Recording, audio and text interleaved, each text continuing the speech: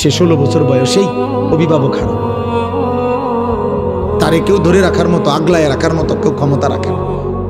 কারণ আপন মা বাবা পর্যন্ত লজ্জিত তার চুল চেহারা দেখে। মা বাপও মনে করে যে এই ডাকাত কি কইলে কি কইরা বয়, খাওয়া যায় না, বাদ দাও বাবুরি, বাদ দুগা খাইতে হয়েছে, খাওয়াই দাও, টাকা চাইছে দিয়ে দাও। আহা বদনসিব, তোর মা তোকে ভয় পায়, তোর বাপ তোকে ভয় পায়, তো তোর জন্য আর কাঁদবে কে?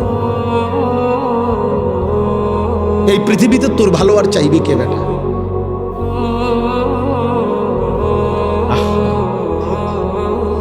ভাত খাওয়া জীবনের কোনো সফলতার কিছু না, ভাত কোনো আশ্চর্য কিছু না। এটা তো জীবনের কোনো সফলতা না আব্বা। সফলতা হলো তুমি মানুষ হচ্ছ কিনা, তোমার কোন আখলাক আছে কি। তোমার চুল চেহারা, লেবাস পোশাক চেহারা দেখলেই বোঝা যায়। 24 ঘন্টার মধ্যে একবার একটা সেজদা দাও নাই।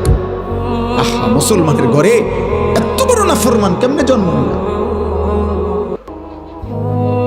365 দিনে খোদার এক বছরে কোনোদিন ফজরের নামাজ পড়লা না।